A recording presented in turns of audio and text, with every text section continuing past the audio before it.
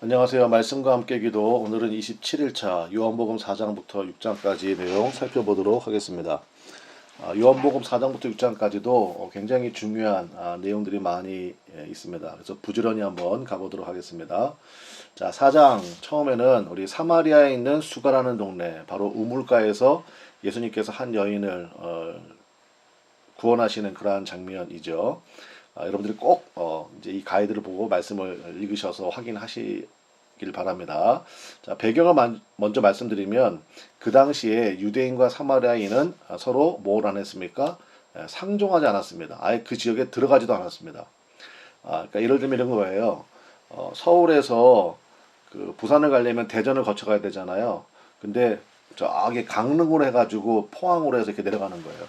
그 당시 유대인들이 그렇게 다녔습니다. 그리고 사마리아는 동네에 들어가지 않았어요. 이유는 두 가지인데, 이 사마리아가 북이스라엘의 수도였거든요. 근데 722년, BC 722년에 아수르에 의해서 망했습니다. 그리고 피를 섞어버렸어요. 여러분, 유대인들만큼 혈통을 중요시하는 민족이 없잖아요. 피가 더럽다고 유대인들에게 괄시를 받은 겁니다. 그리고 성전은 예루살렘에 있잖아요. 상종을 안 하니까 이 사마리아 사람들은요, 거기에 산이 하나 있거든요. 그리심산이라고. 거기다가 자신들만의 성전을 세웠습니다. 또 자기들만의 성경이 따로 있어요. 사마리아 오경이라고 모세 오경하고 조금 다른데 자기만의 성경도 가지고 있습니다. 그러니까 도저히 상종이 안 되는 거예요. 자, 거기에 6시에 물길로 나온 여인을 예수님 만나십니다. 성경에 나오는 시간은 더하기 6을 하면 된다고 그랬죠. 그러면 난 12시죠. 제가 여기 써놨네요. 가장 밝은 시간에 가장 어두운 여인을 예수님께서 만나 주신 겁니다. 왜 어두운 여인이라고 제가 써놨냐면은 여러분 굉장히 더운 지역입니다. 이 지역은. 그러니까 여인들이 물길로 나올 때는 아침 일찍 아니면 저녁 서늘할 때 이렇게 나오거든요. 근데 난 12시에 나왔다는 것은 이 사람은 사마리아에 살면서도 그 동네에서도 상종을 안 하는 사람입니다. 그래서 어쨌든 간에 자 보십시오. 니고데모 3장에 나오는 니고데모는 밤에 예수님 찾아왔고 수가성 여인은 이 여인은 예수님이 직접 찾아가셨습니다. 이 말씀에 보면요. 예수님이 의도적으로 여기에 들어가셨다. 이거를 볼 수 있는 그러한 표현들이 굉장히 많습니다. 헬라 원문에는. 자, 두 번째 14절 보겠습니다. 예수님이 하신 말씀이죠. 내가 주는 물을 마시는 자는 영원히 목마르지 아니하리니 내가 주는 물은 그 속에서 영생하도록 솟아나는 샘물이 되리라. 세상이 주는 물은 외부에서 오는 거잖아요. 외부에서부터 오는 것들은요. 일시적이고 사실은 더 깊은 갈증만 우리에게 남겨줍니다. 예수님이 주시는 물은 어떤 물이라고 했습니까? 영생하도록 솟아나는 샘물이라고 했습니다. 영생하도록, 즉 하나님과 동행하는 상태를 얘기하는 거거든요. 영생하시는 분은 하나님이잖아요. 그러니까 예수님이 주는 물을 먹는 사람은 하나님과 영원한 동행이 가능하고 하나님과 영원히 동행하니까 우리가 뭐 천국에 가는 거 아닙니까? 그 솟아나는 샘물이 바로 뭐냐면 그게 바로 생수입니다. 이 생수는 이제 내일 보겠는데 요한복음 7장 38절 39절에는 바로 뭘 가리킨다고 써놨습니까? 제가 성령입니다. 그러니까 그 속에서 영생하도록 솟아나는 샘물 그것이 바로 생수고 그것이 바로 성령을 가리킨다라는 것을 우리가 알 수 있는 거죠. 그랬더니 여인이 그 물을 저에게 주십시오 이렇게 요청을 했습니다. 그랬더니 세 번째 예수님이 이렇게 말씀하시죠. 가서 내 남편을 불러오라. 근데 남편이 없습니다 이렇게 얘기했어요. 왜냐하면 그러고 나서 예수님이 맞다. 네가 남편이 5 있었으나 지금 있는 남편도 네 남편이 아니다. 그러니까 뭐 이혼을 했든지 아니면 남편하고 사별했는지 모르겠지만 5 남자와 살았고 6번째 남자와 살고 있는 여인이었습니다. 예수님이 이 말씀 왜 하셨나요? 와서 네 남편을 불러오라. 그러니까 이게 무슨 얘기냐면요. 세상이 주는 것은요. 이런 특징이 있다는 거예요. 결핍이 채워지지 않고요. 처음에는 좋았겠죠. 그렇죠? 그런데 뭐가 없어요. 지속성이 없습니다. 그때뿐이에요. 잠시 잠깐이에요.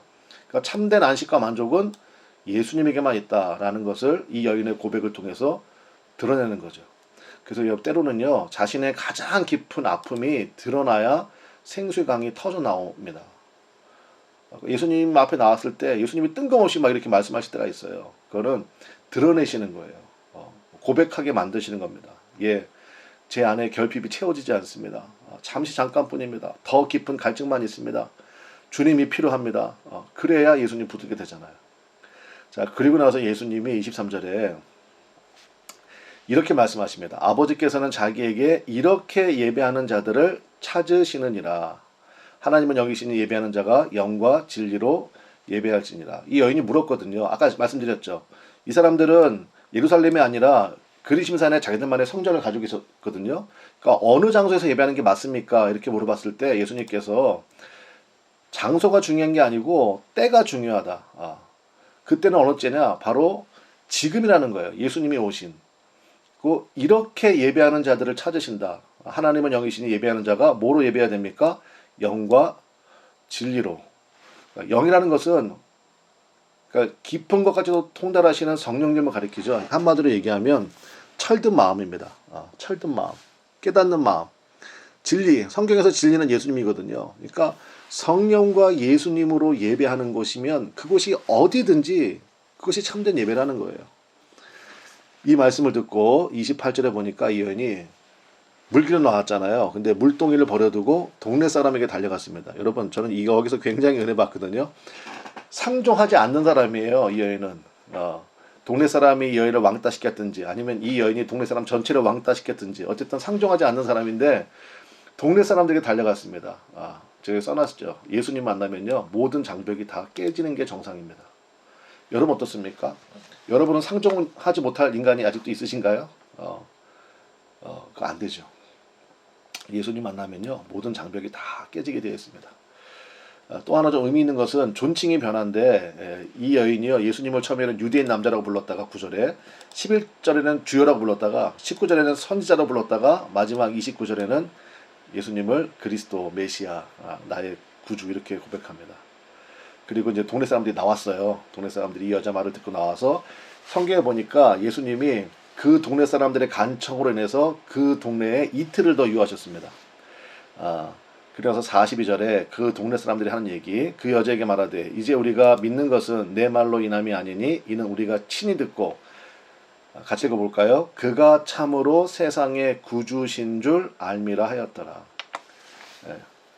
목마르지 않는 영원한 샘물은 누구한테서만 얻을 수 있습니까? 세상의 구주 되신 예수님에게서만. 굉장히 중요한 선언입니다. 상종하지 못했던 사마리아 사람들 입에서 예수님이 세상의 구주신 줄을 알미라. 이런 고백이 터져 나왔습니다. 자, 두 번째, 왕의 신하의 아들 이야기로 넘어가겠습니다. 순종하면 나타나는 일들 이렇게 써놨는데요. 왕의 신하, 그러니까 굉장히 높은 고위직에 있는 사람이죠. 그 사람의 아들이 죽을 병에 걸린 겁니다. 근데 47절에 보니까 바로 그 사람이 예수께서 유대로부터 갈릴리로 오셨다는 것을 듣고 가서 청하되 내려오셔서 내 아들의 병을 고쳐주소서 하니 그가 거의 죽게 되었음이라. 자, 듣고 가서 청하되, 그러니까 변화가 나타난 거죠. 예수님 밖에는 방법이 없구나, 길이 없구나. 그래서 50절, 그래서 예수님께 나간 겁니다. 50절, 예수께서 이르시되 가라 내 아들이 살아있다 하시니 그 사람이 예수께서 하신 말씀을 믿고 가더니 도약이 일어났어요. 예수님 하신 말씀을 믿고 갔습니다. 그러니까 신앙에 이렇게 도약이 있어야 됩니다. 53절, 그의 아버지가 예수께서 내 아들이 살아있다 말씀하신 그때인 줄 알고 자기와 그 온 집안이 다 믿으니라. 기적이 나타났죠. 아들도 고침받았을 뿐만 아니라 온 집안이 예수님을 다 믿게 되는. 그래서 여러분, 제가 노란색으로 표시해 놓은 거를 여러분 꼭 기억해 주시면 좋겠어요. 그러니까 예수님 말씀을 들어야 됩니다. 예수님에게 달려가야 돼요. 예수님이 구주시기 때문에 그런 변화가 나타나야 됩니다. 주님이 주신 말씀을 믿고 가야 됩니다. 영적인 도약이 있어야 돼요. 그러면 세 번째, 반드시 기적을 만나게 된다. 여러분들이 기억해 주시면 좋겠습니다. 자, 이제 5장으로 넘어가겠는데요. 5장의 첫 번째는, 자, 이제 세 번째 표적이죠. 베데스다에 38년 된 병자를 예수님이 또 만나시고 고쳐주시는 장면이 나옵니다. 베데스다는 자비의 집이라는 곳인데, 이제 성경 읽어보시면 알겠지만 여기가 전혀 자비의 집이 아닙니다. 자, 6절에 보니까 네가 낫고자 하느냐 예수님이 질문하셨어요. 이 질문에 대해서 이 38년 된 병자는요, 거기가 굉장히 신기한 형상이 나타나는 지역이에요. 뭐 이렇게 물이 뽀글뽀글 뭐 거품이 올라오든지 그러면 제일 먼저 들어가는 사람이 병이 낫는데요. 근데 생각해 보세요. 제일 먼저 들어가는 사람은 중증이겠어요, 경증이겠어요? 당연히 경증일 거 아니에요. 그죠? 어디 뭐 손톱이 하나 까졌다든지 이런 사람이 제일 먼저 들어갈 거 아닙니까? 그러니까 금방 낫죠. 중증은 들어갈 수가 없어요, 제일 먼저. 그러니까 세상의 구원이라는 게 다 그런 식이에요. 자, 그런데 어쨌든 네가 낫고자 하는 예수님의 질문을 듣고 이 사람의 대답이 뭐냐면 핑계 논리와 신세 타령입니다. 나를 넣어주는 사람이 없다. 내가 뭐 먼저 갈 수가 없다. 뭐 이런 식으로. 그러니까 뭐예요? 몸보다 마음의 병들미 더 심각한 그러한 상태였었다는 것이죠. 그때 예수님이 선포하십니다. 일어나 내 자리를 들고 걸어가라. 여기 일어나라는 단어가요. 사실은 부활의 어음과 똑같습니다. 그러니까 신앙은 뭐예요? 일어섬입니다. 일어섬. 주님께서 이 말씀 붙들고 우리가 기도할 수 있죠. 주님 저에게도 말씀해 주십시오. 여러분이 아직도 벗어나지 못하는 그런 자리가 있다 그러면 주님의 이 말씀 여러분 아멘으로 받으시기 바랍니다. 신앙은 뭐다? 일어섬입니다. 신앙은 일어섬이에요. 주님 말씀 듣고 일어서는 거예요. 예수님과의 만남은요. 그래서 작은 부활절이다 이렇게 써놨죠. 그러니까 일어나는 겁니다. 자, 14절에 보니까 보라 내가 나았으니 더 심한 것이 생기지 않게 다시는 죄를 범하지 말라. 모든 게 그렇다는 건 아닙니다. 여기 보면 이제 영혼의 질병을 써놨는데 아마 이 사람의 질병은 죄와 관련이 있었던 것 같아요. 그래서 예수님께서 더 심한 것이 생기지 않게 다시는 죄를 범하지 말라 이렇게 말씀하셨습니다. 이 표적을 통해서 이제 요한이 우리에게 주고자 하는 메시지가 있습니다. 이게 19절부터 29절에 나오는 이 아들의 고난인데요. 제가 이렇게 표시를 좀 해놨잖아요. 여러분 19절부터 29절은 너무너무 중요합니다. 이것도 암송하시면 좋겠어요. 10절밖에 안 되니까 금방 외우실 수 있겠죠. 자, 19절부터 29절인데, 자, 봅시다. 19절. 아들이 아버지께서 하시는 일을 보지 않고는 아무것도 스스로 할 수 없느니 아버지께서 행하시는 그것을 아들도 그와 같이 행하느니라. 자, 아버지께서 행하시는 그것을 아들도 그와 같이 행한다 말씀하셨고요. 23절. 모든 사람으로 아버지를 공경하는 것 같이 아들을 공경하게 하려 하심이라. 이게 지금 예수를 믿는 우리들에게는 뭐 당연한 거지만 그 당시 사람들에게는요 충격이었습니다. 왜냐? 이 말씀을 통해서 예수님은 하나님과 완전히 동등하시다는 것을 선언하신 거거든요. 그리고 아버지를 공경하는 것 같이 아들을 공경하게 하려 하심이라. 예배는 예수님도 예배 받으실 권리가 있다고 선언하신 거예요. 그러니까 막 이 사람들이 어마어마한 충격이었습니다. 이 메시지가. 우리는 뭐 다 아멘이지만 24절. 이거 여러분 꼭 기억하십시오. 10절을 못 외우겠다 그러면 24절은 꼭 외우세요. 내가 진실로 진실로 너에게 이르노니 내 말을 듣고 또 나 보내신 이를 믿는 자는 뭐를 얻었고 영생을 얻었고 심판에 이르지 아니하나니 사망에서 생명으로 옮겼느니라. 제가 이렇게 보라색으로 좀 표시를 해놨는데요. 자 보세요. 영생을 얻을 거예요, 얻었어요. 사망에서 생명으로 옮겨질 거예요, 옮겼어요. 이게 현재 완료 시제입니다. 그래서 제가 밑에 써놨죠. 영생은 예수님을 믿을 때 즉시 시작되는 겁니다. 그러므로 믿는 자들은 확신을 가지고 최후의 심판을 맞이할 수 있습니다. 예수님 말씀을 듣고 예수님을 믿는 자는 그 즉시 영생을 얻습니다. 그리고 심판에 이르지 않습니다. 왜냐? 사망에서 생명으로 옮겨졌기 때문에. 자, 25절. 진실로 진실로 너에게 이르노니 죽은 자들이 하나님의 아들의 음성을 들을 때가 오나니 곧 이때라. 듣는 자는 살아나리라. 여기서 죽은 자들이라는 것은 영적으로 죽은 자들입니다. 그 사람들이 하나님의 아들의 음성을 들으면 그러면 듣게 되면 살아납니다. 그래서 우리가 때를 얻든지 못 얻든지 복음을 전해야 될 이유가 있는 거죠. 39절. 너희가 성경에서 영생을 얻는 줄 생각하고 성경을 연구하거니와 이 성경이 곧 내게 대하여 증언하는 것이니라. 그러니까 19절부터 29절이 말씀을 통하여서 예수님이 선언하신 거거든요. 그러니까 예수님 외에는 구원의 길이 없고 예수님만이 영원한 생명 되신다. 그래서 우리는 성경을 통해서 예수님을 통한 구원의 길을 보게 되는 것입니다. 그래서 우리가 말씀기도 하자는 거예요, 여러분. 하루에 3장씩 읽고 그 말씀 붙들고 나가자는 거죠. 제가 여기다 사진 하나 올려놨는데요. 이거 이제 오늘 우리가 하는 이제 요한복음 5장에 있는 제 성경입니다. 제 성경 사진 올려놨는데 그리고 제가 여기 써놨습니다. 성경이 더러우면 그 영혼은 깨끗하다. A.W. 토저라는 유명한 우리 목사님께서 하신 말씀이에요. 자, 여러분 성경은 깨끗해요, 더러워요? 그러니까 성경을 사랑하시기 바랍니다. 성경 말씀을 계속해서 읽으시고 줄을 치시고 그 말씀에 감격해서 눈물도 흘리시고 그렇게 성경이 더러우면요 그 영혼은 깨끗합니다. 그 뒤에 이어지는 말이 있는데 그 이어지는 말은 성경이 깨끗하면 그 영혼은 더럽다는 말이 있는데 그건 제가 얘기를 안 할게요. 아, 여러분 성경 여러분 붙들고 늘 사랑하시기 바랍니다. 자, 우리 6장으로 넘어가겠습니다. 6장 가면 이제 오병이어의 기적이 보리떡 5개 물고기 2마리로 5천 명을 먹이신 그 남자만. 자, 이게 사복음서에 다 나와요. 그 정도로 중요한 메시지가 있다는 거죠. 자, 첫 번째 메시지는 뭐냐? 만나를 내려주시는 예수님이라는 거예요. 출급한 백성들이 광야에서 만나 먹었잖아요. 여기도 빈들이었거든요. 먹을 게 없었어요. 그 똑같은 개념을 주고 있는 것입니다. 근데 예수님이 여기 요한복음에만 빌립이란 제자 아시죠? 그 제자에게 머리가 좋았나 봐요. 계산에 말씀하세요. 이 사람들로 먹을 것을 주라 그랬더니 빌립이 머리가 좋으니까 계산했습니다. 남자만 5천 명이라거든요. 그러면 이제 뭐 여자, 아이 뭐 이렇게 합치면 한 2만 명쯤 되지 않을까 추산하고요. 빌립이 계산했더니 200데나리온이 있어도 부족할 겁니다. 이렇게 얘기했어요. 데나리온이 노동자의 하루 폼싹이라고 그랬죠. 계산하기 좋게 10만 원이라고 합시다. 하루 폼싹을. 그러면 200데나리온이면 2천만 원이에요. 2만 명이에요. 그러니까 한마디로 빌립은요. 1,000원짜리 김밥 주겠다는 거예요. 요즘 1,000원짜리 김밥도 없어요. 그렇죠? 그러니까 그렇게 계산한 겁니다. 그때 야 이거 보십시오. 안드레. 저는 안드레가 너무 좋아요. 베드로의 동생인데 안드레는요. 연결하는 일을 잘합니다. 그러니까 베드로를 예수님께 데려온 것도 안드레고요. 여기 한 아이의 도시락 그거를 예수님께 연결한 것도 안드레예요.